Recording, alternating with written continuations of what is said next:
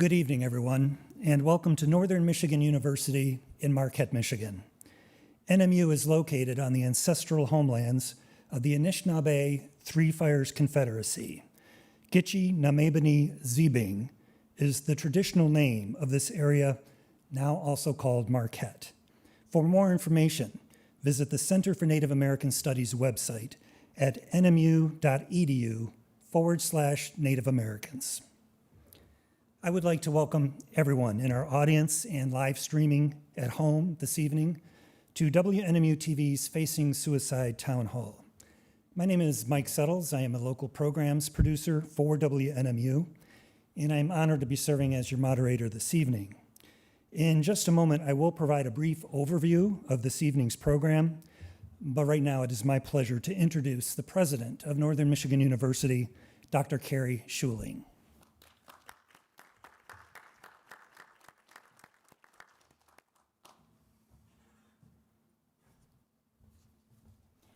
Thank you, Mike. I'm pleased that WNMU-TV and Northern Michigan University are hosting this event to help facilitate this very difficult conversation for our campus and all of our UP communities. As many of you know, this year Northern made a strong commitment to health and well-being as a core tenet for our campus.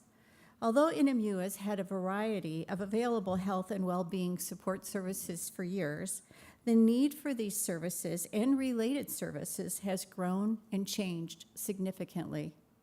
Therefore, NMU is pushing forward to make needed changes to current services and is committed to providing well-being options that address these newer and increasing demands. For all of us, on campus and off, it is important that we destigmatize mental health issues and be intentional in our support for one another. This is particularly important as it pertains to ensuring that services are available for those in need. When individuals are struggling with mental health issues and life crises, they need to feel comfortable and be able to reach out for help and be confident that they will receive the care they need. In order to assure this occurs, it is clear that our community needs a greater number of individuals who are trained in knowing how to help.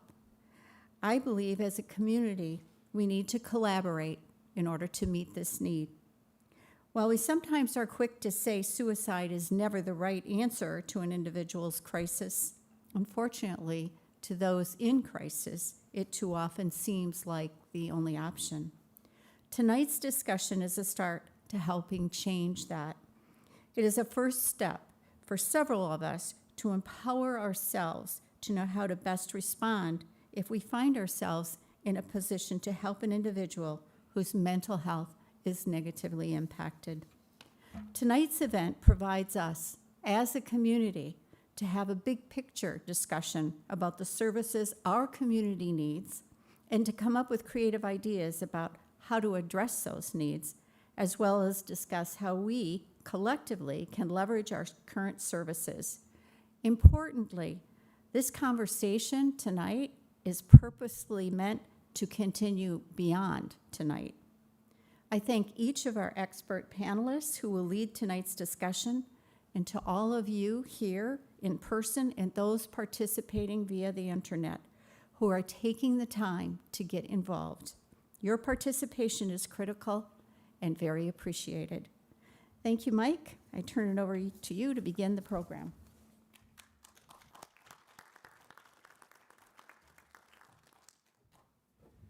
Thank you, President Schuling, for hosting us this evening and for the university's support of WNMU-TV's Suicide Awareness and Prevention Initiative. The idea for this town hall came about nearly 1 year ago when WNMU-TV learned about the production of a new PBS documentary called Facing Suicide. That program premiered on our station 2 weeks ago and will air again at 9:30 p.m. this Monday, October 3rd. Early in the production stages of Facing Suicide, the producers, Twin Cities PBS, and our partners at the Corporation for Public Broadcasting realized their national documentary shouldn't be a one and done. They wanted it to serve as a starting point for further discussion, particularly in local communities. That is something we fully agreed upon here at WNMU, and we made the pitch to produce a range of local programming focusing on suicide awareness and prevention, including this town hall, where area mental health professionals and community members could come together to discuss a health crisis impacting so many in the Upper Peninsula. Earlier this year, WNMU-TV was one of 10 stations around the country to be awarded a grant for expanded outreach. And that brings us to tonight. Over the next hour or so, we intend to introduce you to just some of the many UP groups engaged in mental health and wellness and suicide prevention. We will show several short excerpts from the Facing Suicide documentary and use them as the basis for discussion about topics such as seeing the signs when someone is in crisis, knowing how to respond, and understanding there are reasons to hope. And before we wrap up this evening, we will highlight the many resources that exist today for those in need. We have assembled a great panel of professionals from across the Upper Peninsula. While our guests will lead the discussion coming out of each of the film clips, we also will be looking for input from you, our audience. There will be several opportunities for all of you to share your knowledge through comments and questions. For more about that, I would like to briefly introduce my colleague who will be assisting from the audience, NMU's Ellen Doan.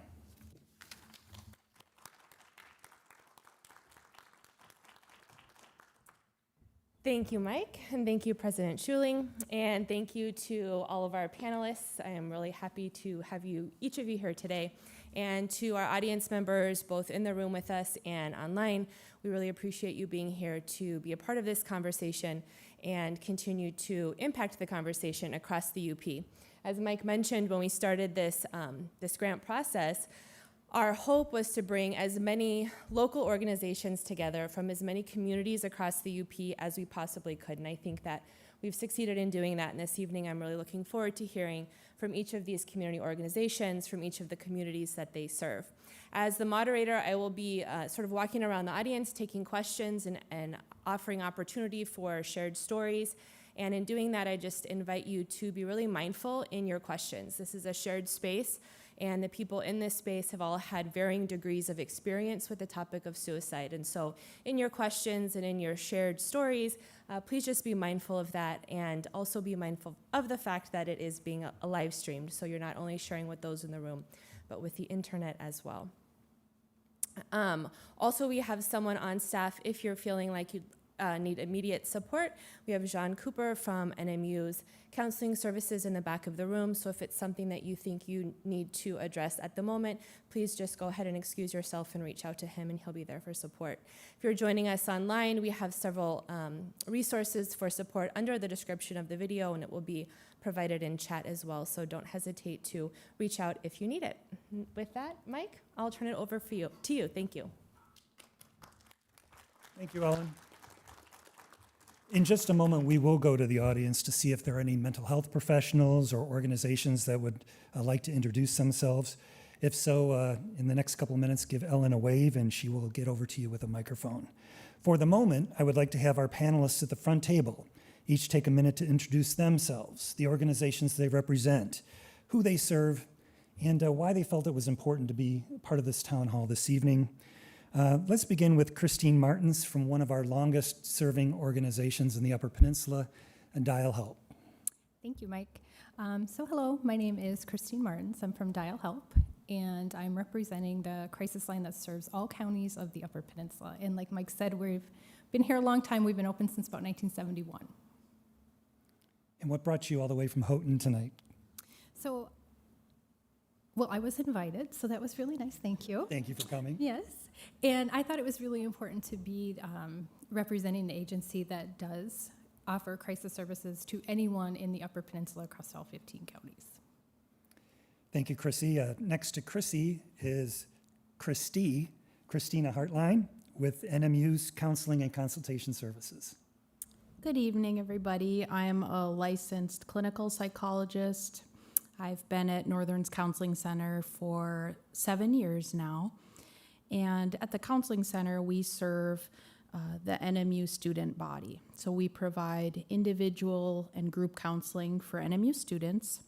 And we also provide consultation services for all the NMU faculty and staff. So for example, we might have a coach call us or a teacher reach out to us and have a student who's struggling and they don't really know how to proceed. So we can offer our expertise to them for that. Students can also consult with us too. Sometimes a student's roommate is the one who's struggling and the student's not sure how to proceed. So we're more than happy to talk with the student by phone or come to our office or whatnot. Our services are free and confidential. And also, you know, part of our job is to provide service to the university as well, which is something I really love. I also teach overload sometimes for the psychology department. I love teaching, and tonight was kind of another way to sort of take that role on as to doing a little bit of education here, hopefully, and yeah. Thank you, Kristine. From the Southern UP, we have Philip Hefner-Gardapi with the North Point Behavioral Healthcare System. Welcome, Philip. Thank you. Yes. Hi, everyone. I'm Philip Hefner-Gardapi. I am the training coordinator at North Point CMH. We cover Dickinson, Iron, and Menominee counties. I've been in the mental health field for about 30 years. And I'm here, just as she just stated, I am a trainer at heart, and I do a lot of community trainings and for schools and stuff like that. And any chance that I have to have the opportunity to spread the word about breaking the stigma and raising the literacy about mental health issues, I will definitely be there. On top of the fact that I just really like to talk. You know, I've joked with everybody at North Point. It's a big joke at North Point that thank goodness that they don't pay me by the word, or else the CMH will be broke. Well, Philip, you've come to the right place tonight, so thank you. Next up is Sarah Rimkos with the Delta Schoolcraft Intermediate School District. Hi, I am a licensed master level social worker, and I've been in the mental health field for about 10 years. At Delta Schoolcraft ISD, we are an intermediate school district, so we service all of the local school districts in Delta and Schoolcraft, which ends up being about 8 local districts. So at the ISD, we do provide a number of services under general education and special education. I do work under the general education department with a grant called Project Aware. Project Aware has 3 core tenets that we're working towards, and it is a grant through SAMHSA alongside with the Michigan Department of Education and MDHHS. So those 3 core tenets are to improve coordination and increase the awareness of youth mental health issues, to provide mental health support training to youth-facing adults, and to increase youth access to mental health services. So actually at the ISD, I work alongside with several MSWs, and we just hired our first BCBA, which is huge because they are very hard to come by. So we not only provide direct work, direct therapy with students, but we also provide professional development for teachers, along with a variety of different services. Thank you, Sarah. Abigail Weich with Northern Michigan University. You've been here a number of years, but you've taken on a new role just in the past few months. So please tell us about yourself and the NMU Mental Health and Wellness Center. Sure. Good evening, everyone. I have been a practicing social worker, professional social worker, for probably about 25 years now, with the last 10 years serving as the department head for social work at NMU. And it was just in June when President Schuling appointed me as special advisor for campus mental health and wellness. And a big part of that job is assessing what we have going on here on campus to support students and employees with mental health needs, but then to really identify if there are gaps in those services and how we can figure out some initiatives and solutions to fill those gaps if they exist in our safety net. One of the things that I've found right away in starting this new role is that we really do have a number of mental health heroes, I like to call them, on this campus, and a number of resources available to help. But it's clear that we can be doing so much more to make those heroes and resources known so that when students or employees find themselves or each other in distress, they know where to turn. So that's a big part of my job, spreading the word. And so that's probably the biggest reason why I'm here tonight. Thank you, Abigail. And I'd especially like to welcome the person who drove the farthest today, I think, Renee Johnson from the Bay Mills Indian community. Renee, please tell us about yourself and the services available at Bay Mills. Hi, my name is Renee Johnson. I'm the Behavioral Health Coordinator, Services Coordinator, Supervisor for the Bay Mills Indian community. So we're located over near Sault Ste. Marie and Chippewa County. We are open, the Bay Mills Health Center, we're located in the Bay Mills Health Center, and so there's medical, dental, optical, and behavioral health services within that building. The health center has been operating since in the 1970s. I don't know the exact year. I think it was 1978. We're in our third facility now. We just moved into it in April, end of April, brand new facility. So the behavioral health department, I've been there for 16 years. When I started, I was the only mental health therapist at that time. And the department has grown to 11 staff and 6 contract positions in the years that I've been there. I am a licensed master level social worker. I specialize in working with children. I do play therapy with kids and supervise the department as well. We have 4 full-time MSWs. We have contract positions. Since COVID, it's hard as anybody to find staff, so we've had to go to some telehealth providers, substance abuse counselors, case managers, peer recovery coaches. We have medical social workers, and then we try to do more holistic things with our clients in behavioral health. So we have massage available for our clients, yoga. We offer free yoga classes for the community every Thursday night. We have a contract psychologist that comes in and does testing for us, and a contract psychiatrist that provides medication for our services. And I'm here because Mike asked me to come over, and as you are here probably because the topic of suicide, it's not an easy one to talk about or to discuss. So I want to thank you all for coming, because this is not easy to be here, but this is a topic that has affected me, as it's probably affected most people sitting in the audience. And it's one that's very near and dear to my heart. So when he called me, I just made a couple changes in my schedule and said we can make the drive. So thanks for coming. I appreciate you doing that too. I was on your website just a couple weeks back and had to have you as part of this panel. I was so impressed with what you're all doing there, and frankly, with the number of staff you have available to serve your community. I was kind of curious how many people you do serve, and is it limited to members of the Bay Mills Indian community? Well, I should have said that. No, we are open to the general public, so we serve tribal and non-tribal. Most people, I would say, are in the Tri-County area, but we have had people from Munising drive over for us. So, yeah, we serve whoever. Well, that is terrific. Thank you for coming, all of you. Ellen, I was curious, anybody out in the audience there that is from an organization or just wants to introduce themselves and tell us what brought them out this evening? Hi, I'm Amy Poyer. I am the Community Relations and Marketing Director at Great Lakes Recovery Centers. Great Lakes Recovery Centers provides mental health services as well as substance abuse services to individuals across the UP. So we are happy to talk to you about that. I have some information about that on my table, but I am also here probably more so for West End suicide prevention. We were developed in 2016 as a contract with the Marquette County Health Department, and we have since expanded. We developed the LIVE campaign in 2019, and that's kind of expanded across the UP. We've been asked to take it here on campus, so we're hoping to bring a 906 WNMU program to campus here in the next couple months. Hi, everybody. I'm from soulshopmovement.org, and we are a faith-based suicide prevention movement.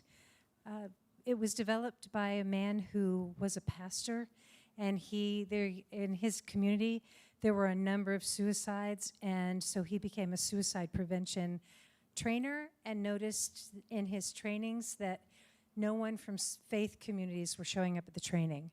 And he thought that was terrible because there's so many people in faith communities who have big hearts and care and know how to create belonging, and yet they weren't addressing the issue of suicide. They weren't showing up at training. So he created a training that ignites the theological imagination in faith communities and basically started a movement among churches and other faith communities to begin to say the word suicide. We say at the training that if you can say the word suicide in a sentence, you can save a life. But being able to say that word is sometimes the very first hurdle. It has been estimated that if you are in a faith community, that 50% of that faith community has been affected by suicide in one way or another. Either someone has experienced suicidal ideations themselves, has lost someone to suicide, is worried about somebody who is suicidal, or who has walked through their own dark moment themselves. And so the idea is, if you can get someone who is suffering sitting next to someone who has been through it, then maybe we can save some more lives. And so soulshopmovement.org, we like to go to faith communities and say, come on, let's talk about it. Let's destigmatize it. Let's get real about the conversation. I've got lots of information, and we've had our first Soul Shop training in June, and it was wonderful, and we are hoping to bring more trainings in the next couple of years. That's terrific. Thank you, Marna. Anyone else? Okay.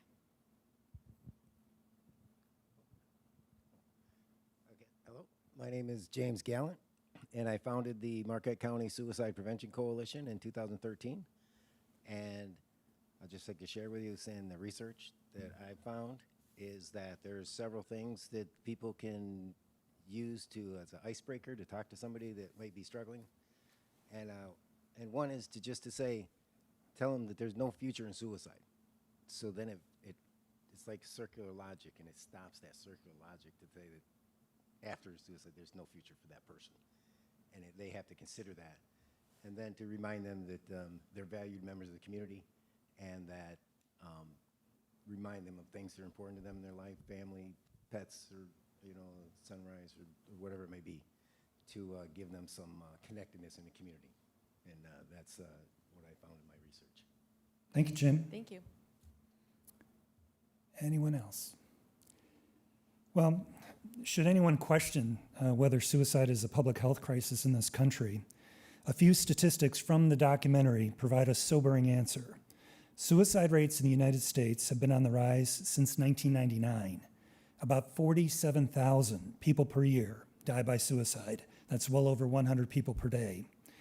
More people die by suicide than in car accidents. Suicide kills twice as many people as homicide. Each year, some 15 million Americans think about taking their lives. Fortunately, many of those 15 million individuals are pulled back from the brink by someone who steps in to help. And that's what much of our focus is going to be about this evening, helping those in need and advancing the conversations about mental health with the hope of removing the stigma that surrounds mental health illness and with seeking help. Panelists, those national statistics, frankly, are jarring. I'd be curious to know how they differ here in Michigan's Upper Peninsula, if at all. Kristine?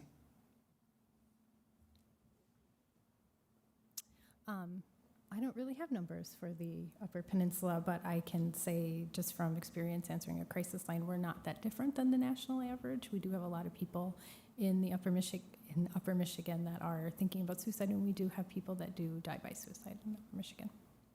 Thank you. If we can turn the volume up a little bit in the room, that would be helpful.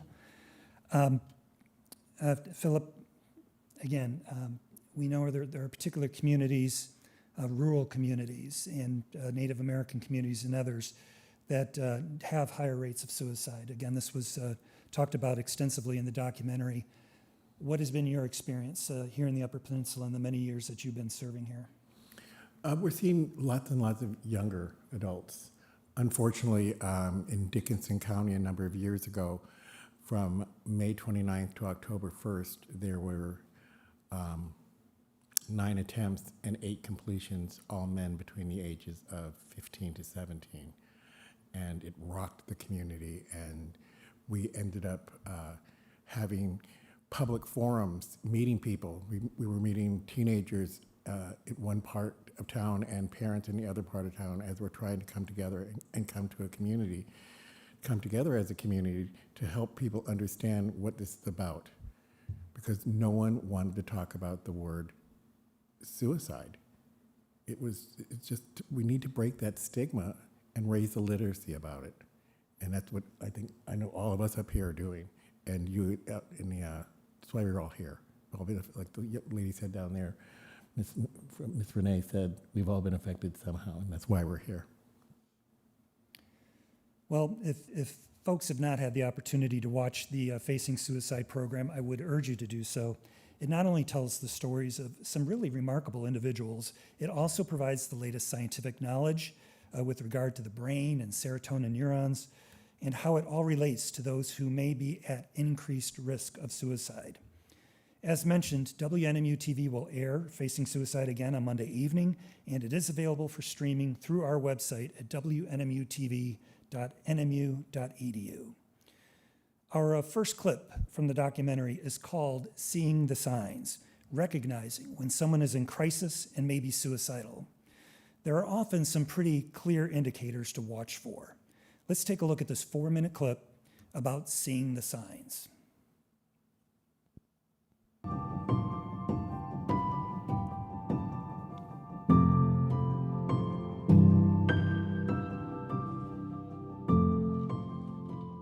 I think depression maybe started when I was around 15, 16.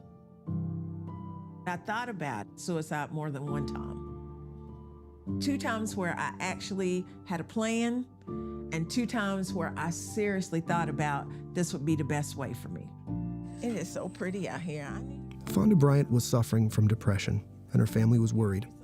At times like this, experts say there may be signs your friend or family member is at risk of suicide. The signs of suicide varies by the population, but there's some common things. If you find an individual, whether it's a child or a spouse or a friend, who's starting to now not do the things that you know they love to do, that should begin to signal to you that something is different in their life. And we see people start to change their behavior. They start to not eat. They start to express thoughts like, I don't want to be here, or they might even express, I want to die, or life is too difficult for me, I can't go on. These sort of expressions, it's important that we pay attention to them. I think the biggest sign to look out for is if they're just not themselves. I mean, if you can definitely tell that, they're acting different, they're not talking as much, they're kind of isolating themselves. That means now they're really in their rooms, right? They're really locking themselves off. All the things that used to bring them joy don't bring them the same level of joy. And at all times, they might begin to express, and this is important, I'm fine. I'm fine. Anybody talking about a sense of being hopeless, like there's no hope anymore for them, there's no future for them. Or that there's no purpose for them to be alive, no reason for them. They don't have anything left to contribute to their family, to their friends, to society, or to the world. I had just had it. And my mind was telling me, if you just go to sleep, everything will be over with. But before I did that, I said, man, somebody's got to know about my pain. And I called my Aunt Spanky, and I simply said, you can have my shoes. That's all I told her. That was an instant indication that there was something wrong, because we are serious about shoes. I eventually asked her, was she planning to hurt herself? And she said yes. Aunt Spanky saw a sign that made her worry Fonda might be at risk. So she took a critical step. She asked the question. And when her fears were confirmed, she quickly got Fonda help. The critical thing is to ask them directly. Ask them very clearly, are you thinking about suicide? Do you just want to die? Do you not want to live anymore? And I know that's really hard, and I know people don't do this often, and they don't like to do it, they're uncomfortable with it. Even doctors don't like to do it. Ask the question. I think it's important to continue to ask the question. Continue to probe, and don't feel guilty about that. Try not to feel guilty about that. Now a suicide reduction activist, Fonda uses her experience to help others recognize the signs of suicide. And if you're here, that means you want to help someone else not to go through that pain that you have to put in. Prevention experts say you don't need to be a doctor to recognize that someone may be at risk. If you are considering suicide, or if you or someone you know is in emotional crisis, please call 988. Call or text 988 for confidential, free crisis support.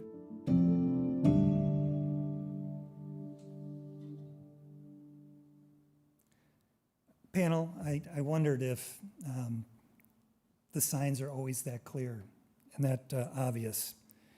I would think some of the cues are difficult to pick up on. So how do we know that what we're hearing is what we think we might be hearing, or if it's just part of casual conversation? I think that the video did a good job of pointing out that you need to directly ask the question. So yeah, sometimes folks might say things that are very vague, and sometimes in our language we use certain phrases or words that we just interpret it as being benign when actually they might be meaning something else. So for example, sometimes a student might say to me, well, I just want to go to sleep and not wake up. So then I always ask, are you having any thoughts of harming yourself or thoughts of suicide? And sometimes they'll say, no, I just mean I'm really tired and I just want to take a nap. But other times they will say yes. And then, we kind of expand on that. So asking straight up if they're having those thoughts is the best way to proceed. Other signs and symptoms, sometimes the individual may be talking about how they view themselves as a burden to others. They think that people would be better off without them if they weren't there. The video highlighted hopelessness is definitely a huge warning sign. If the person doesn't see themselves having a future, doesn't really have any goals anymore, any purpose. And then also, the behaviors we can look for, other things that weren't touched on but are really important is, is the person increasing substance use? That can be a huge risk factor for suicide. So we want to be aware of that. And of course, if the individual is isolating themselves, not engaging in hobbies anymore, are they not sleeping? Are they sleeping way too much? Did they lose their appetite? So those are some behavioral cues. But yeah, sometimes it can be very, very subtle. So for example, in the video, luckily the aunt knew that shoes were very, very important to Fonda, right? Versus any one of us wouldn't maybe think anything of it if someone wanted to give us their shoes, but the aunt knew her loved one well enough to know, whoa, this is a huge risk factor. So yes, giving away belongings that are very cherished, we want to take that seriously. I think that aspect too, of someone who is normally social but suddenly isolates, that seems like a pretty obvious indicator that something is not right. Absolutely. If you know someone who is a friend of yours, and you see, and they go to their house, and it's always spotless, and dishes are put away, and clothes are put away, and everything's perfect, something like out of Architectural Digest, and then you gradually see that not just the house, but their appearance as well. You find that they're just sort of laying around, sort of moping, making comments, not feeding their children, or cereal bowls, and everything looking amok. Speaking for myself, as you can, I am a survivor of suicide. I'm very impeccable. I like the way that I dress, and I love to shop and all this kind of stuff. And I gave it all up, and not one of my friends took the opportunity to notice, because it was very scary for them. I went from being very animated to locking myself in the bedroom, increasing alcohol abuse. When I finally did come to terms with, on October 24th, that I'm going to do this plan was lifted. All the hurt was lifted. So I went from being animated to avoiding everybody back into being animated. Because now that I had the plan, all that hurt, and I knew that the pain was going to stop, because that's what I wanted. I just wanted the pain to stop. I didn't want to complete suicide, because I just wanted the pain to stop. But nobody caught it. And if they did catch it, I learned later that they were afraid to ask the question, because if they asked the question and I said yes, how were they going to handle that? And some of my friends basically said that they couldn't handle it. They thought that they would be,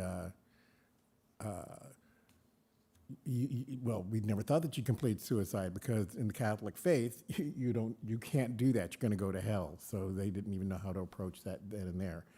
And it was a gradual thing, you know, let's go out and do this, and let's go out and do that. And I was like, oh, I'll meet you there.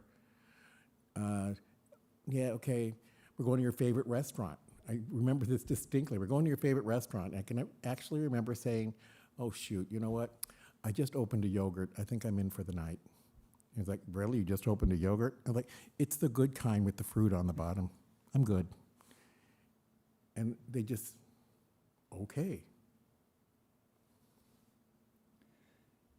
Sarah, so if we ask our child how they're doing and they say, I'm fine, how do we elicit more of a response and try to again determine that it is more than just a kid being a kid? The first thing that I would say to any youth, the most important thing is to build a relationship with them. I always like to use the phrase check and connect, or connect and then check. You need to connect with the youth on some sort of level, so that way you can get to know them. And even if it is your child, having those open conversations about how they're feeling, validating their feelings, and really just sitting in their space and listening to them. And Abigail, is it a similar approach for college students and for the friends of college students? How do they go about broaching that subject? Right. I think it's really important to acknowledge the fact that asking those questions is awkward. It feels really awkward to ask those questions. And for college students, awkwardness is a really big deal.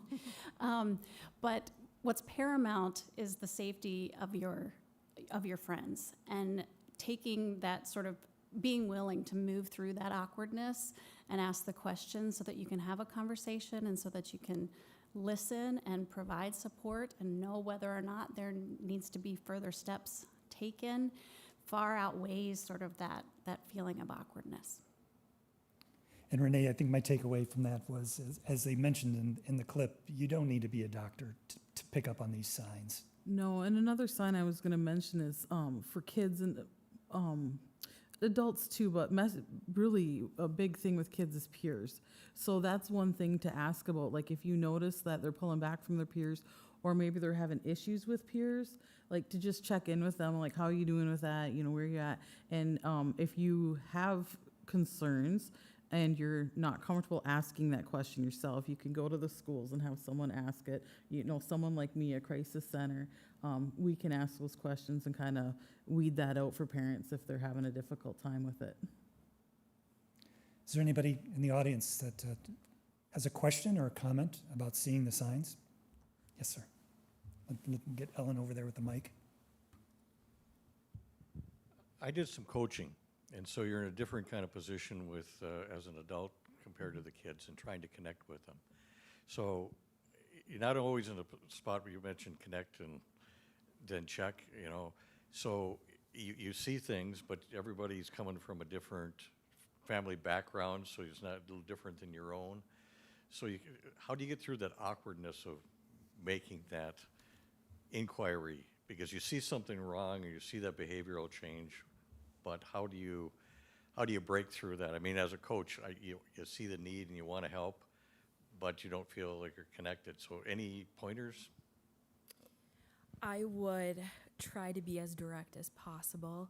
Sometimes these questions are really difficult, and difficult conversations are needed.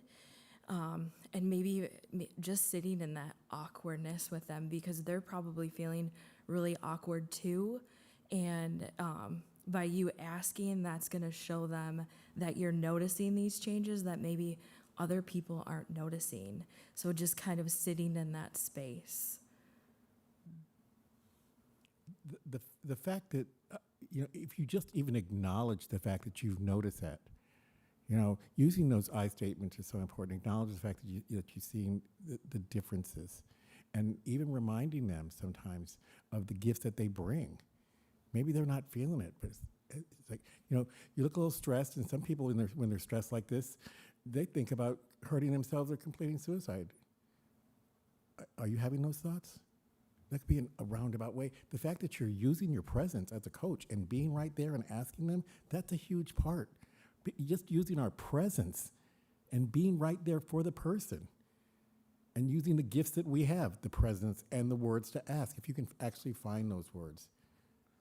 You said the connect. I love the fact that you stated just sitting there in the awkwardness. That can mean a lot to somebody, because you're letting that person know that in this great big world, when they're feeling that low and in depth that nobody cares, the fact that as a coach you're sitting there in that awkwardness, that means a lot. I'd like to add too that I have asked the question many, many, many times.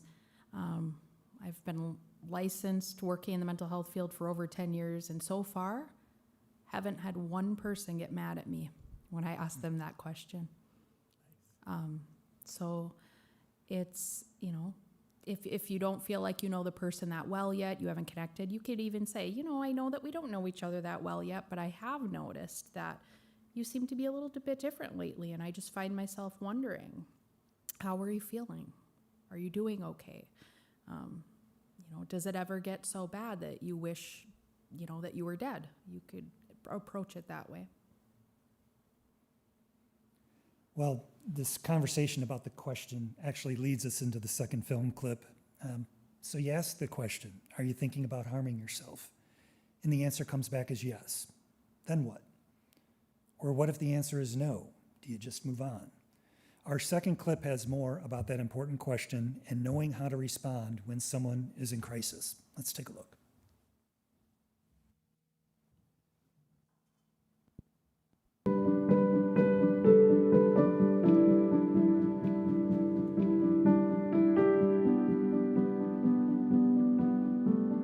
This farm has been in our family 4 generations.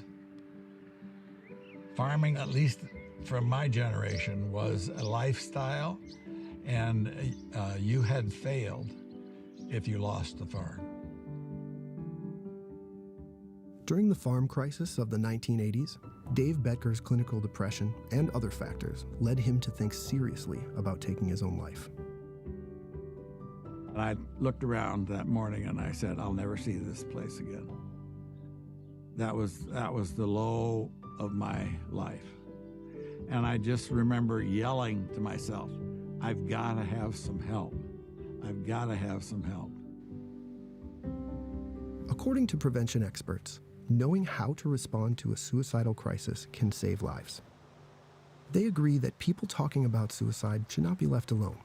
They should be escorted to a mental health professional or medical doctor immediately. And friends and family can help ensure a safe environment by removing guns and obvious means of suicide from the house. Very often, experts agree the first step to getting someone help is to directly ask them if they are considering suicide. The myth regarding whether asking someone about suicide would lead for them to actually now you plant the seeds in their head, that's a myth, and we have to really address that. If you don't ask, then you might miss the opportunity to intervene. If you don't ask, then someone has to struggle with these issues on their own if you don't ask.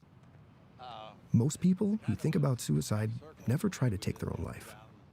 But for those who are in crisis, timing may be critical. Research shows that the time between the impulse to die by suicide and the attempt itself can be very brief. Suicidal crisis is usually 1 to 10 minutes. 1 to 10 minutes. It might cycle, that you might think about this over time, but you're talking about the crisis, the idea that that thought will lead to behavior. It's usually 1 to 10 minutes. That's not a lot of time. It's not enough time to get to a doctor. It's not enough time to get to a hospital. That means right now it's you and me having a conversation, and we're going to get through this till that impulsive feeling, that thought, that behavior that you want to engage in goes away. Stay with them. Don't leave them alone.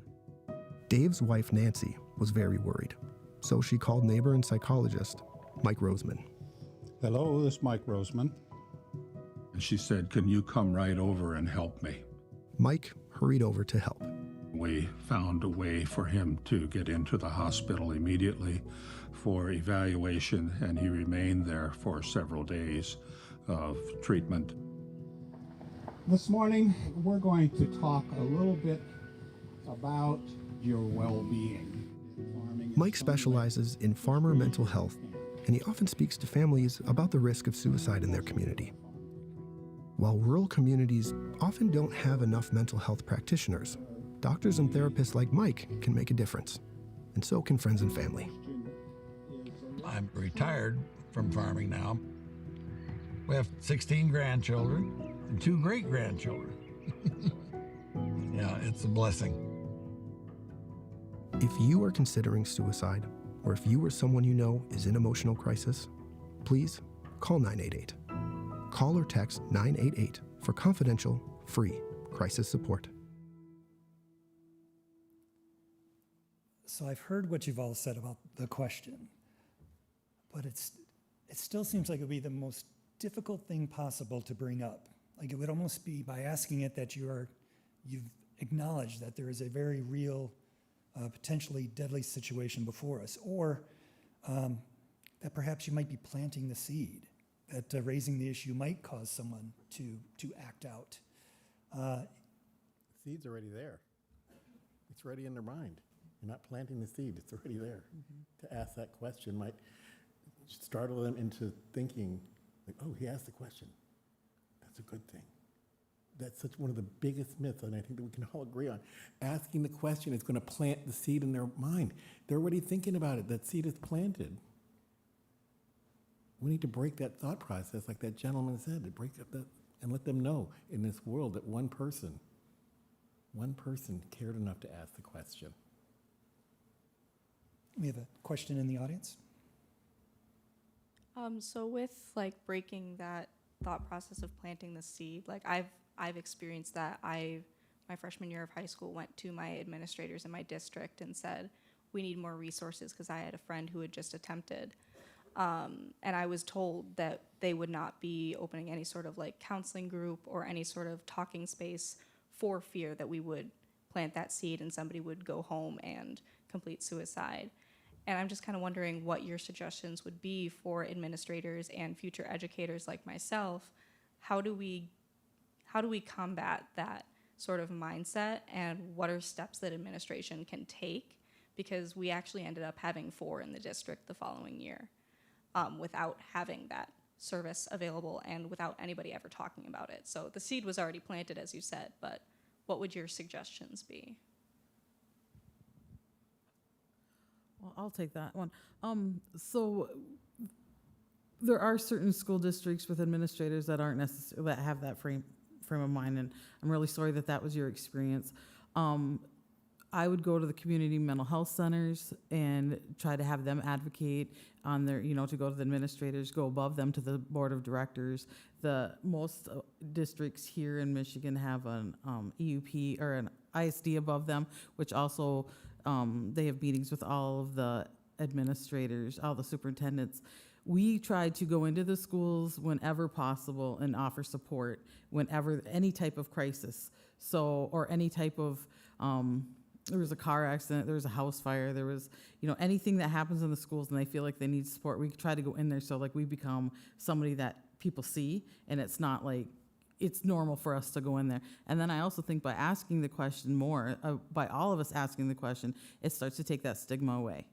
And so it becomes, we normalize it.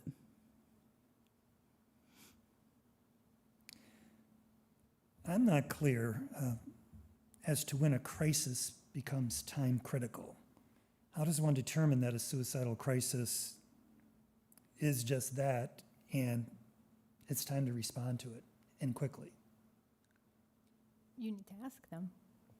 You need to talk to the person and find out what's going on. You have to talk to them and ask them after you've asked the question, are you thinking about suicide? And they say yes, you need to keep going. Ask them, tell me more about what's going on, and listen non-judgmentally and be a support to them. Don't turn the conversation on yourself or other people who might have experienced suicide. You don't want to say something like, well, when my neighbor had this happen, this is what they did. You want to sit with them and travel along on their story with them. And then when they're telling their story, you're listening for how imminent this might be. And if you're not hearing those things, then you want to ask, do you have a plan? Okay, well, what is your plan? How can we work to disable that plan to keep you safe? And if you can't, then you might need to bring them to the hospital, call 911 or something like that. But otherwise, we can work with the family and friends, like they highlighted in the video, to make sure that things that somebody might use to complete suicide is removed from their immediate vicinity. So like their home and things like that, firearms, knives, pills, things like that. There's a really good acronym that I like to teach people about, and it's SAFE. So SAFE. S is you're staying, so this would be after you ask that initial question, are you thinking of suicide? And they say yes. So if you think about the word safe, S stands for you're staying with them. E stands for, or A, I'm sorry, you're accessing that help. So you're calling 911 or you're calling that 988 number with them. F stands for you're going to validate your feelings. You can say things like, I'm here for you, you're not alone. And then E stands for lethal means. So asking them directly, do you have access to firearms? Do you have a plan? Just those general lethal mean questions. So if you think about it, SAFE, the S-A-V or S-A-F-E. So the impulse appears to pass. What sort of follow-up is needed? Like on my behalf, if I'm trying to help someone else, where do I go from there?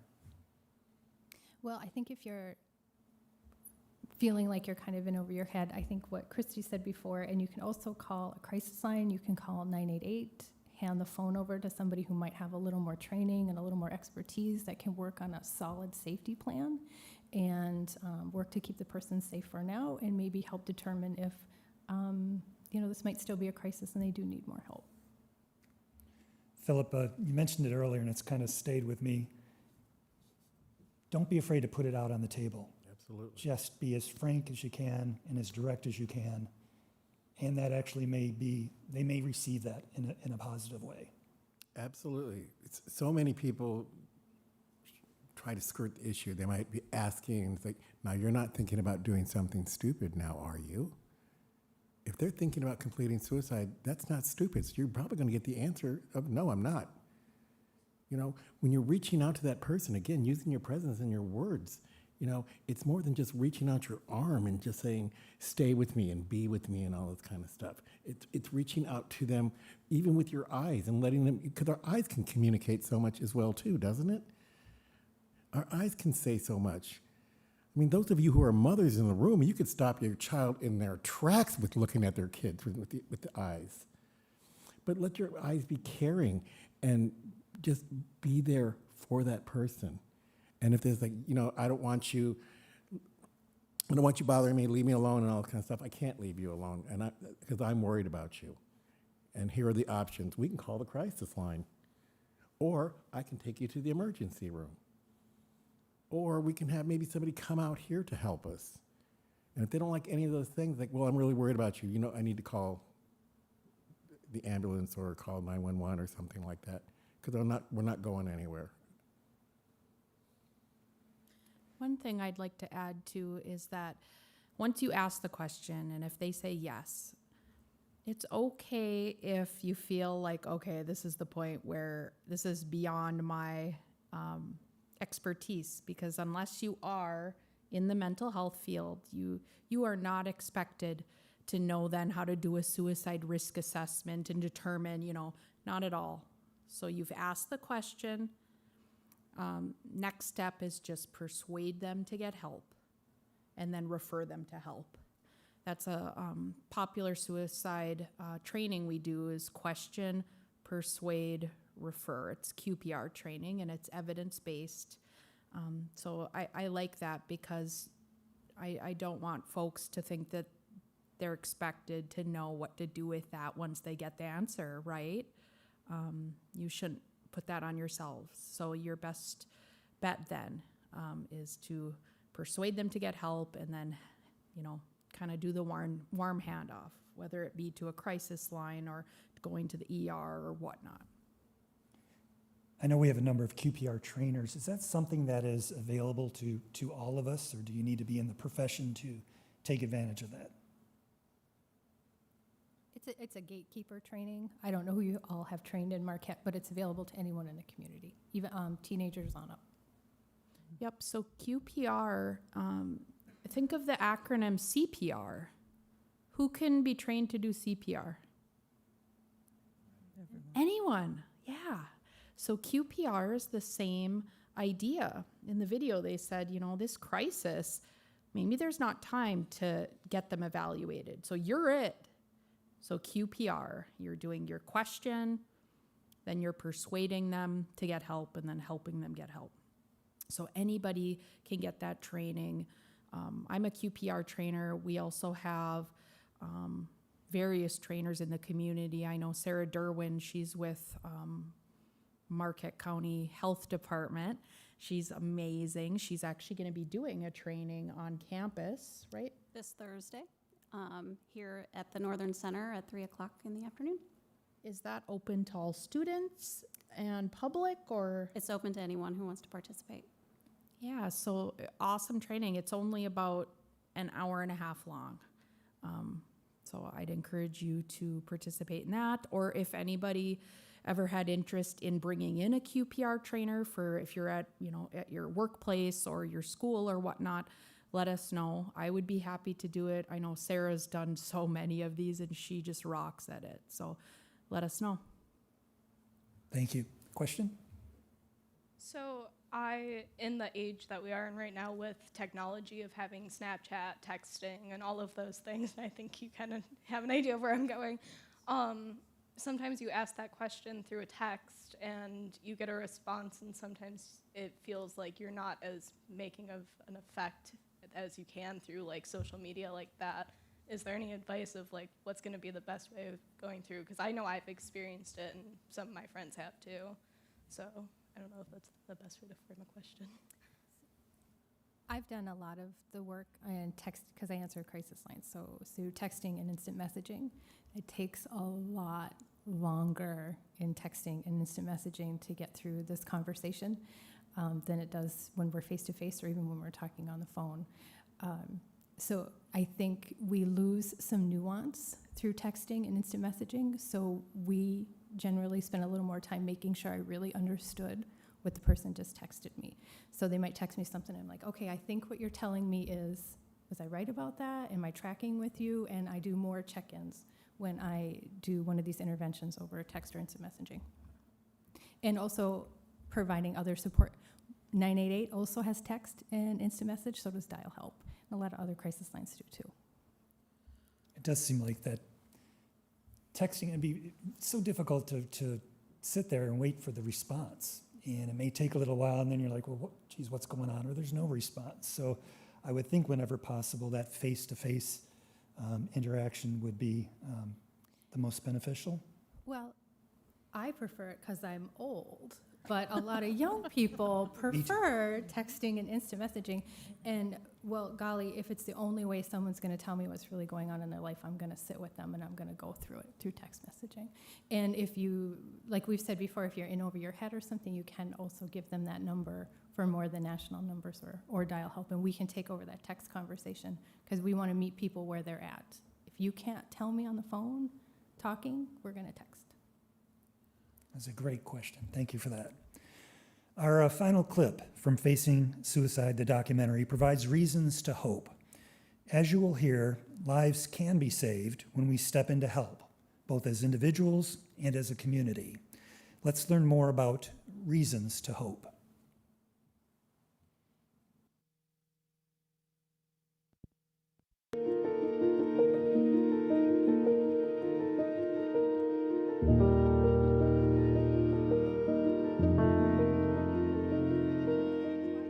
Suicide deaths can leave families and communities reeling. Each year, around 15 million Americans think about taking their lives. But the vast majority never make an attempt to die by suicide. Enjoying the fair? For those who do face a suicidal crisis, friends and family can step in to make sure they get the help they need. My two friends were right there, you know, and it's crazy to think about because I know I wouldn't be here if they didn't come through and if they didn't knock on my door. My first words of hope were, I can't remember if it was the nurse or the doctor or both of them said, "We can help you with this." That was my first ray of hope. I could not, in good conscience, allow her to stay there and not get the help that I knew she needed. I realize now, and I realized later, that what she had done was like a hero. All heroes don't wear capes. The way that you start a contagion of hope is to start spreading stories of recovery, of resilience, of hope. Because people don't think that you can recover from many different types of mental illnesses. And you can. There are people who've been seriously suicidal who then go on to have remarkably wonderful lives. Lives that are sometimes devoted to bringing hope to others. Greg Weitzel was a high school basketball star on the Flathead Indian Reservation in Montana when he considered taking his own life. Today, Greg and his former teammates spread their messages of hope and healing in their community and beyond, using the power of social media. Our message is one of courage, togetherness, and hope. I've been faced with depression, and without the help from my two best friends, I wouldn't be standing in front of you here today. Fonda Bryant considered suicide multiple times. Today, she spreads her messages of hope and healing by sharing her story and educating community members about suicide prevention. If you have a friend, a family member, coworker, check on them. Check on them. It's the best deterrent. How are you doing today? How are you feeling? And mean it. When people step in to help others in trouble, lives can be saved. But experts believe much more can be done if we work to prevent suicide in entire communities. They are hopeful about large-scale changes that could make a difference. Changes that would require coordination between doctors, therapists, emergency services, schools, and policymakers. There are investments that we can make as a nation, investments in research, in clinical treatments, in programs, prevention education, both in the clinical setting, but it can also be for families, students, teachers, law enforcement, policymakers. As it turns out, everyone has a role to play in preventing suicide. We can become a safety net as a community and not just rely on the clinical system to provide care. If you're thinking about killing yourself, know that you're loved, know that you're cared for. Today might be hard, but tomorrow's a new day. If you are considering suicide, or if you or someone you know is in emotional crisis, please call 988. Call or text 988 for confidential, free crisis support. I tell you, the individuals featured in this film, Fonda Bryant, Greg Weitzel, they're really inspiring. They've both gone on to share their experiences and to help others understand the mental health challenges before us and how to intervene. I was wanting to ask the panel that, where do you find the stories of hope? I mean, I have a hard time believing you do what you do for as long as you've done it without latching on to those stories of hope. So maybe you can talk about that a little bit.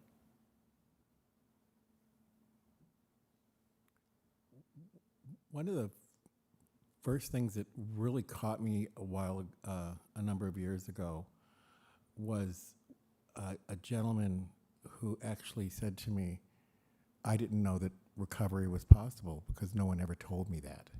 And I see my dear friend shaking her head, so I think that we can all agree. You know, nothing usually leaves me speechless, but I was rather speechless that no one even offered this person that hope, which is one of my favorite words in the world, because we all have to have it, but he did not even know that recovery was possible. And in a perfect world, you know, when they're on that road to recovery, this is the way that it would be, which would be fantastic. But we all know that sometimes they're going to go off the track. and they're going to take that detour. And that's where we have to give them the hope and to help them get back on the road. It's almost like taking that detour when you're on a vacation. I think about, where my father, when we'd all go on vacation, he'd have that agenda. From 8 o'clock to 10 o'clock, we were driving at 10 o'clock, we were stopping in this, and you have your potty and you get a snack and da-da-da-da-da. But then we all wanted to take that detour. It's like, look, largest ball of twine, Crocodile Farm, right? For those of you who can remember, Stuckey's pecan rolls. Everybody else that's too young to remember that, just go ahead and Wikipedia that, I'll wait. But just waiting and giving that person that hope that recovery is possible and reminding them to be strong, to do that. And tomorrow's another day. You might be in crisis right now, but if you stay with me tonight, and check in with me tomorrow, the whole attitude can be very, very different. The whole world can be very different in a couple of hours. Philip, before we go to others, can you elaborate on your journey? You told us at one point in your life you were suicidal, and you have gone on to help others, so many others. Was that part of your journey of recovery? Absolutely. A little background. I'm a California boy. I lived in Los Angeles, so you can imagine what kind of moving to the UP. It was gorgeous when I moved here, of course, and it was July, and then winter hit, and I was like, what was that about? But my friends couldn't understand, because it doesn't matter, I'm living proof. It doesn't matter if you're rich or old or young and all that kind of stuff. I had everything that I ever wanted. I had all the material things. I had a 7-bedroom home. I shopped at the right places. I shopped at places where I could spend $475 on a pair of slacks and a sweater. And after I tried to complete suicide, everyone kept asking me, it's like, what do you have to be depressed about? Why are you, what? That doesn't make any sense. It's like, but all those things are material things, aren't they? And on my road to recovery, when I really started getting mentally healthy, I just know that I want to make sure that I can do whatever I can so that nobody has to live through the hell that I went through, which is basically getting up and just walking through lead or laying in bed forever and a week and forcing myself to get out to take a shower and to raise my arms to do this, to shampoo my hair, was just agony. The only exercise that I did was probably lifting this hand with a cocktail in it and just doing this. It's the only exercise that I saw. And what happens when you drink? You get more depressed. And as I told you before, I kept pushing my friends away. And then what happens? They just stop calling, which compounded everything else that I was going through. So that's why this journey for me is very, very personal, and for being here tonight as well. Thank you for sharing that. Again, Abigail, to a lay person like myself, what you all do is just seems to be so heavy. What is it that keeps you going? What do you hold on to? I'll tell you, one of my biggest reasons for hope is looking around the room tonight and seeing all these faces who are invested in making this community a safe place for folks. Because I think what Philip was talking about and what these stories are showing us in the documentary is that when you are in the depths of depression and considering suicide, you feel so isolated. You feel separate from the community. So what you see in these stories of hope, these stories of people, stories of resilience, these people who have survived suicide, you see how they've moved from this really place of isolation to a place of being a part of the community and being an active part of that community and making change for others. So like I said, the fact that this documentary is happening and we are all getting an education about what we can do is very hopeful to me, and that you all are here to be a part of that is very hopeful to me, and that helps keep me going. Sarah, what more can we do as a community to provide that safety net that was talked about? I think that the more that we continue talking about it, that it's going to create that safety within that environment. There are so many people that don't acknowledge what suicide is, or even saying that word suicide out loud. I participated in a training one time, and I was in a room with non-mental health professionals, and of course I come from that mental health background, so I'm used to saying the word suicide, and the trainer asked us to turn to our neighbor and just ask that question, are you thinking of suicide? And that, I will never forget that moment, because you could have heard a pin drop in that room. And the more that we continue talking about it, I don't want to say the easier that it's going to get, but we're going to normalize having these struggles and acknowledging that they are there, and that everybody does go through them, and that it is okay that we struggle and we feel these feelings. Thank you. Question? So I know that it was mentioned in the clip we just watched, and it's been sort of mentioned with what keeps you going, what hope you have, but I'm just curious if there's any words or phrases that you use or would have helped you in your experience, kind of as was mentioned by one of the gentlemen in the video. Because for me, someone once told me, you never have to do today again. And that was like pivotal for me. I'm just curious if there's any words or phrases you would recommend, and if those would differ through age groups or anything like that.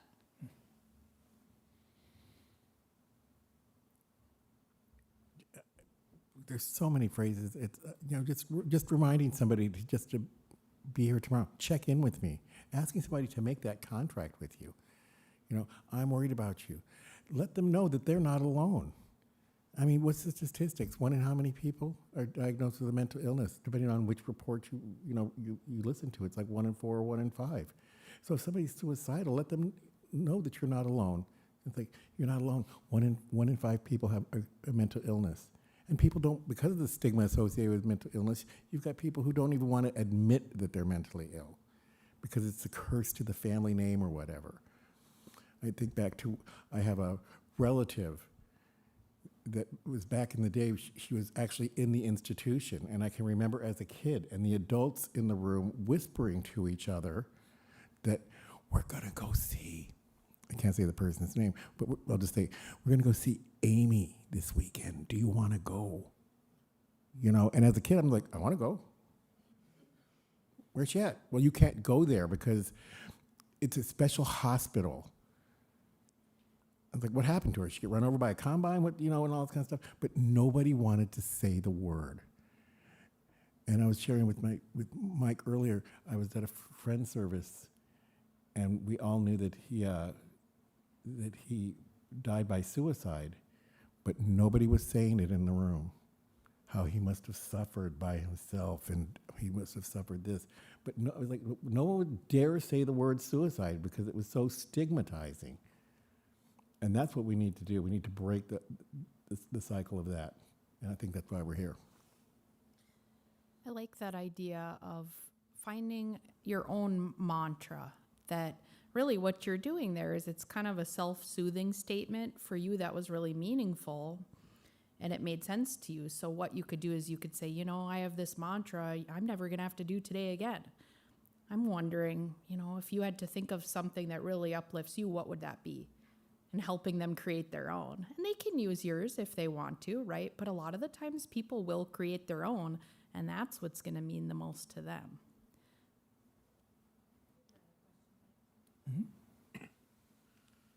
In the research shows that about 60% of the time when a person tells you they're not thinking about suicide, that they actually are.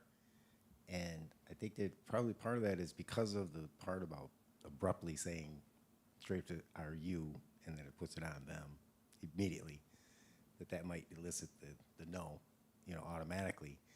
And so I think that's why the icebreaker way of doing it, to ease into it, is might be better. And like I was saying, from the research, and that's from the 1970s in California, they were using that icebreaker. It said there's no future in suicide. So it's not put it on them to say, are you suicidal? But it opens that conversation up, clearly opens that conversation up. And that may help with people, not being so standoffish immediately, because they come out real quick. If they're doctors in doctors' offices, and it's not helpful at all. Thank you. And she was uncomfortable doing it even. Yeah, I got to say, when I watched the film, the phrase for me was one I use 100 times a day, kind of flippantly. How are you? How you doing? You know, I'm just saying it in passing. I'm not stopping. I'm not looking directly at them and waiting for a response. So as they pointed out in the documentary, stop, ask, say it directly, and be responsive to what is being said. So that's one of my things I'm going to be working on. Yes. So I know we've talked a lot about how to help somebody else, but I know that I imagine a few people in here, like myself, have had this experience before themselves. And how can I help myself with these thoughts?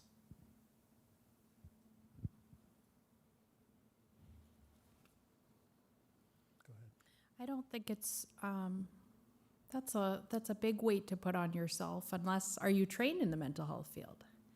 No. So to me, it makes a lot of sense that you're not sure how to help yourself. Just like if I were to develop diabetes, I would have no idea what to do next. I don't know even what organ is involved in that. Is it I don't remember. Is it your pancreas? I don't know. Okay, so I would go to the doctor, right? Yeah, because it's just not my area of expertise.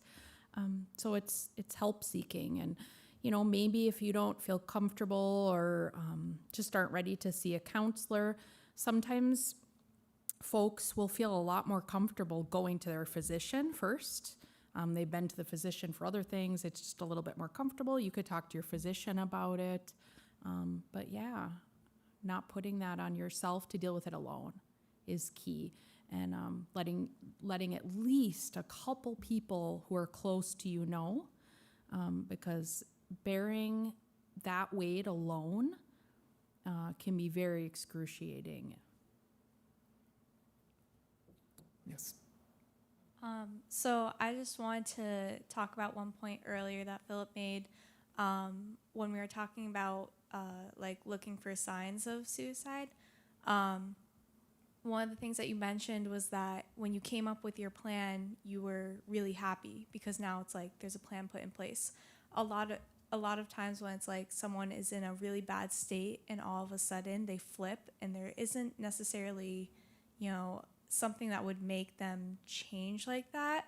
That could be something that is potentially causing that. Is like they've put a plan in place, they feel comfortable, and they're going to be a lot happier. And also another comment is just that we were talking about hope before, and Philip, again, like, I think your story is hope. I'm sure there's a lot of stories of hope in this room. The fact that you've overcome that struggle and you're here today helping everyone in this room. And I mean, personally, me, like, just you being here has been a huge help for me. And I think that those are the stories of help or hope, and like just being able to overcome that. And then beyond that, using that experience to go and help others. That is, I think, like the hope that comes out of this. Thank you for that.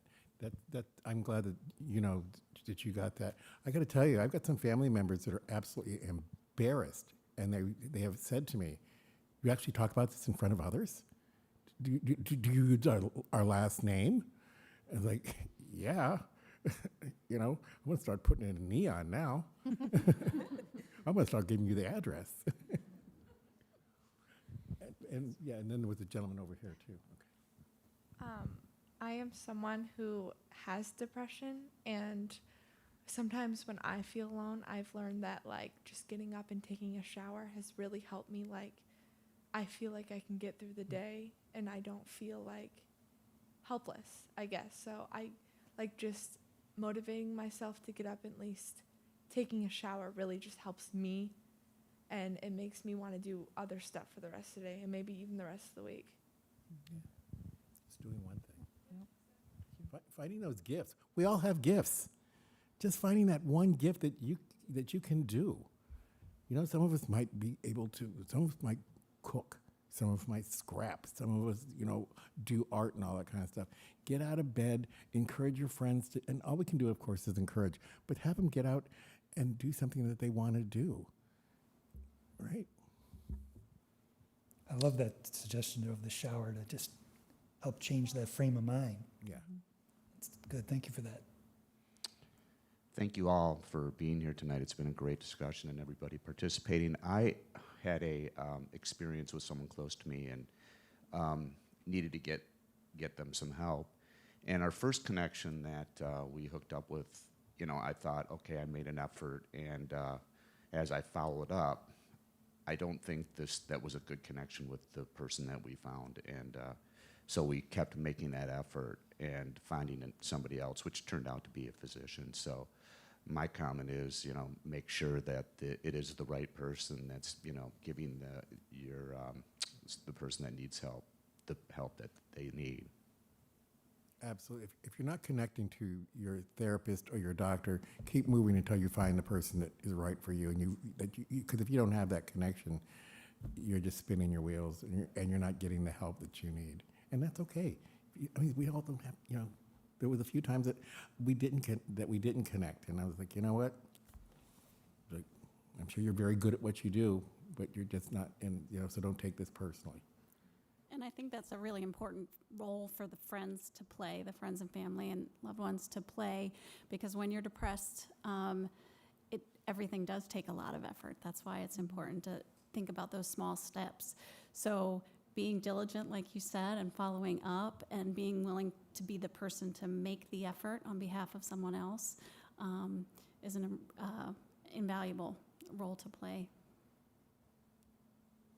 Hi, I would just like to ask you guys like a couple of resources for people experiencing depression or suicidal thoughts that can't get access to health insurance. I know you guys talk about a lot of like getting access to physicians and physicians' help, but there's a lot of people who don't have access to health care. And I was just wondering if you guys have some resources to talk about that. So community mental health centers will serve people with insurance and without insurance. I mean, the primary people they serve is Medicaid, but they also serve indigent, so people who are uninsured. And then, like you're saying, like my local college where we are is Lake Superior State University, and they have free counseling for students who attend. So that's also a resource. Plus, a lot of community mental health centers and like our health center, we have one of our staff we have a rotating crisis calendar. So you can come in the doors at any time, and like if it's my crisis shift, then I don't have clients scheduled. So if you walk in the door, you call on the phone, you need to talk to somebody, like we're there to talk to you. And those are offered free of charge at the community mental health centers as well. And let me just touch on our folks from Northern. I know this has been discussed. The ability to pay should not be an obstacle to seeking help. So what do our students do if they don't have the financial means to seek out counseling? I assume there are services available here and now for them. Our counseling center those are free services. So students can reach out to our counseling center, and you don't have to have insurance. And so that's a really important resource if you're a student here. If you're an employee here, we also have everyone can take advantage of our connection with North Star EAP, Employee Assistance Program. And there are a number of counseling sessions that you can access by calling North Star EAP without insurance for free. Yes. Hi, I just have a couple comments to go along with that. When you talk about calling a crisis line, that is something that's really helpful. I've been on the other end with various people. One thing that I've done, I've actually been on one phone with one person and had a crisis phone on the other line and was able to talk the person on the first line out of her crisis. So I really suggest calling the crisis lines, whether it's dial help or 988. So that was one thing. Another thing, that asking that question the first time, even the second time or the 10th time, are you thinking about killing yourself? Are you thinking about suicide? It's not an easy thing to do. With many of the gatekeeper trainings that are offered here, you practice that in the training, and I really suggest doing that before you get in the situation, because then at least you've said it once. Even if it's just to a friend, even if you're just practicing it, it's really good to do that ahead of time. Thank you, Amy. I'd like to add really quick that I always tell the students with crisis lines, You do not have to be suicidal to use a crisis line. You could be having a panic attack at 3 a.m. and you just don't know who to talk to. Perfect opportunity to use that resource, 24 hours a day. Well, can we talk briefly about 988? That has gone beyond kind of suicide crisis conversation. They've really kind of opened the line, as I understand it, to anyone with any kind of questions or trying to support someone else who may be suicidal and beyond. Is that right? That is. So 988 is a no wrong door. So you can, if you're thinking about suicide, you can call 988. If you're not thinking about suicide, if you're having some anxiety, sort of a panic attack, honestly, you can call a crisis line if you had an argument with someone and you just need to process through your feelings. That's okay. We're happy to talk to you through all of that. We don't want you to call at a 10, right? Because we'd like to get you when you're about a 5, maybe. But if you're at a 10, that's okay to call too. So you're never going to be turned away from a crisis line. If you need to call, just give us a call. And also, like Amy said, and I think Mike was talking about it too, if you have someone and you're not sure, you're talking to them and you're not sure what to do, we can also provide support that way. You can either hand the phone over to them and we can take the conversation over from there, which I've done many times, or I've talked through with someone how to start the conversation with someone in their family. We've had lots of people who call us and say, I'm really worried about this person in my family and I don't know what to do. And then we'll talk to them. And this is free. If you're something we can kind of help you with in our little corner. And we can walk you through starting that conversation. Well, what do I do if they say this? What do I do if they say that? And we're going to do the whole thing. Is there anything that can be done about bullying over the internet and, especially young people being egged along almost? There's a lot of experts out there, but there's also no quality control out there.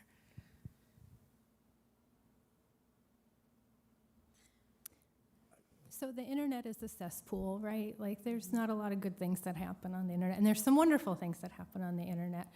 That's also something that you can call a crisis line about. If someone's being bullied, we can help walk them through that. And you can also report that. If someone's being bullied, you can report that to the police. You can report that to their school and things like that. And hopefully their school is Yeah, depending on the school. I can't speak for all of them, but in my area, they do. And there is an 800 number for kids in schools if they want to report bullying, if they're thinking about self-harm. And I don't have it with me right at the moment. I just did a show on this a few weeks ago. So look for the number. All the kids in schools now are supposed to have that statewide 800 number on the back of their student ID. So in talking with the officials that man that number, they said the numbers have gone up considerably in recent years, but they are getting a lot out of what's being reported, and they can go to investigate and to try to stop bullying in its tracks. So we will put that on our website after tonight. I'm going to be referring you to the website for a lot of stuff, but I will get that number for everyone, and that is certainly a number you can use specific to bullying too. Yes, Ellen? Yeah, I'll try to make this quick. A segue to that is I've got quite a few kids. They kind of hit the tail end of social media. What I had hoped that I would have needed for myself, for my kids, is the fact and the understanding as a parent. Nowadays, if you say something to the parents, they're like, oh, social media, it's terrible. My kids are kicked off at like 7 o'clock or whatever. There's never been a dialogue about how do we talk to our kids through social media. And social media isn't given to us as parents in an educated format to say, this is a part of their world. This is what they deal with. My kids, few of them, because of where they came from and some of the things that they dealt with in growing up, had a plan at 6th grade. They had ideas of not going back to school again in the 7th grade. When I would say that to somebody or another parent, they were shocked. They're like, oh, they just saw something on the internet. And I said, well, if they did, then it has to be talked about. I didn't have or didn't know where to go for the training, the questions. Where I live at, where I am now, it's sisu, rub a brick on it. The kids will get over it. That's more for when I grew up. We didn't have the internet.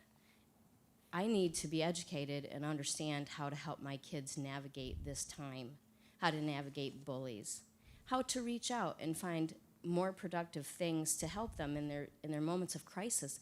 I don't want to wait to meet Philip at the hospital because he's got to October 24th.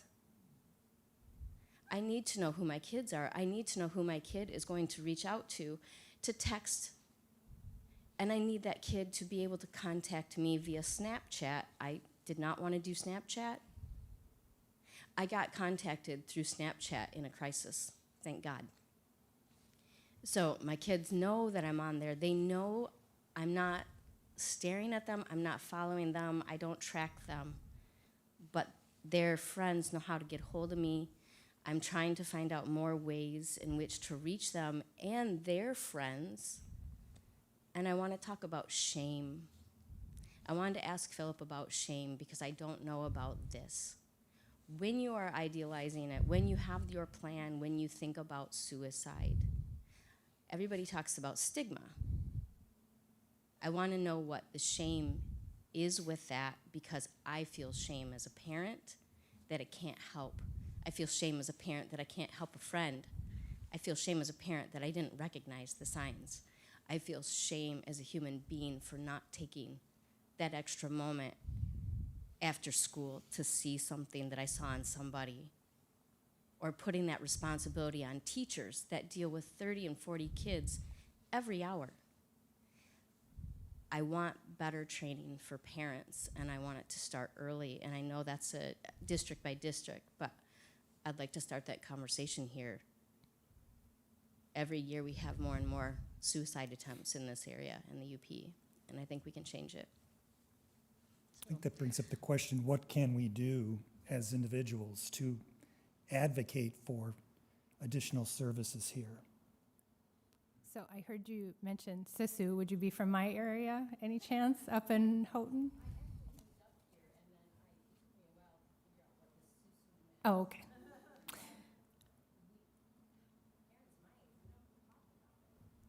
Absolutely.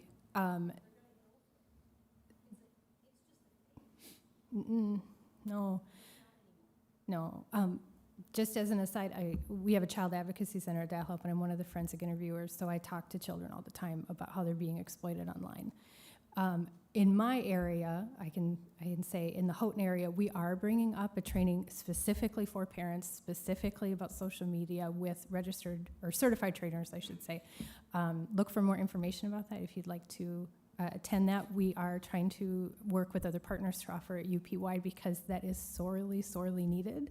Kids are being exploited online right now, and the parents have absolutely no idea. And how would we know? It didn't exist when we were young. It's apples and oranges, really. But thank you for your question. And it is hard when you think you missed something, isn't it? Yeah, it is hard. But have some grace for yourself, okay? Okay. And then Phil, I think she directed some of that to you too. The shame thing,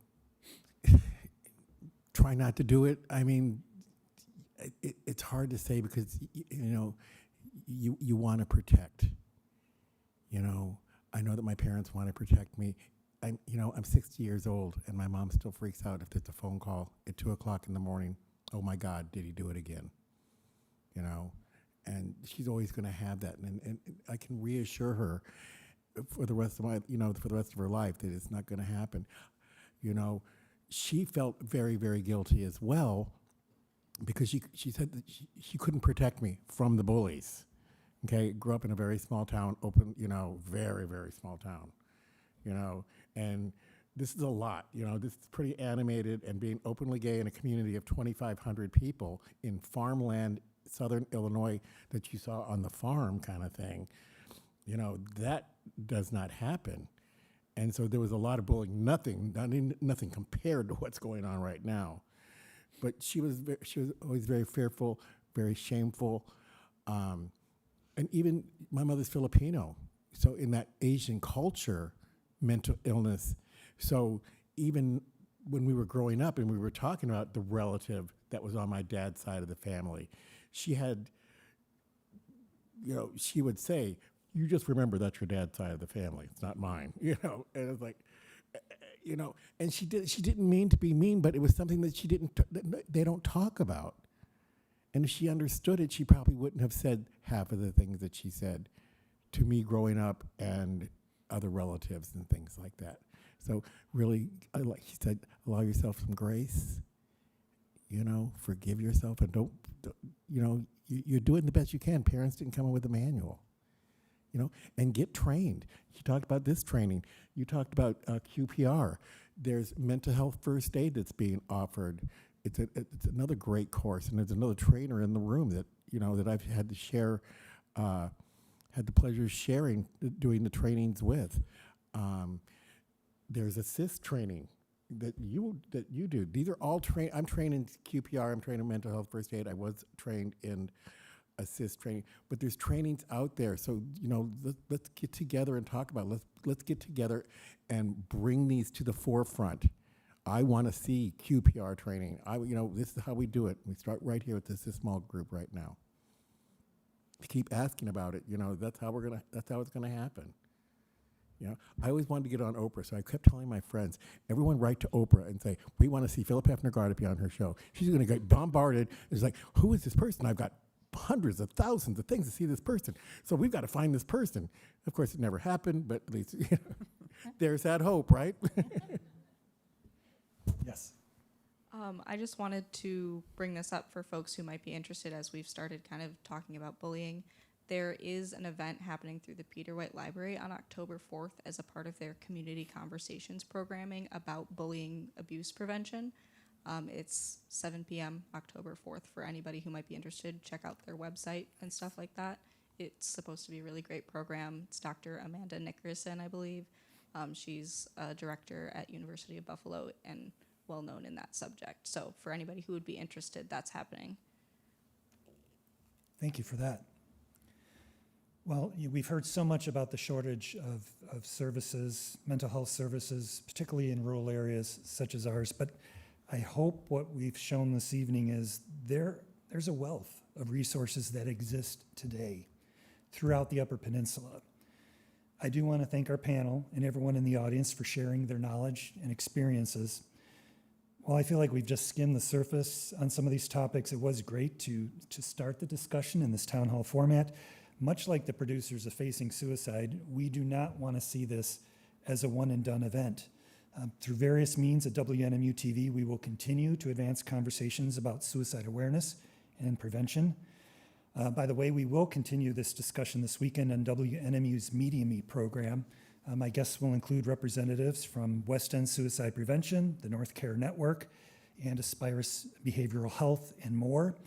For details on Media Meet, for details on the other programs we've dedicated to this subject, for a link to the Facing Suicide documentary or to this town hall, and much more, please go to WNMU's homepage at WNMU-TV.nmu.edu.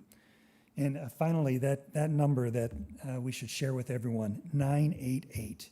As we discussed, the 988 Suicide and Crisis Lifeline provides 24/7 free and confidential support to people in suicidal crisis and in emotional distress. So again, for help and hope, your first step can always be to call or text 988. Sarah Reinkos, when you emailed me earlier today, your signature quote at the end of the email struck a chord and felt like a good way to close out the evening. It is a quote from someone near and dear to all of us in public television, the late, great Fred Rogers, Mr. Rogers. Fred said, anything that's human is mentionable, and anything that is mentionable can be more manageable. When we talk about our feelings, they become less overwhelming, less upsetting, and less scary. Thank you, Fred, for those words of wisdom, and I want to thank everyone in this room tonight and everyone watching at home for your interest, your engagement, and your commitment to making a difference.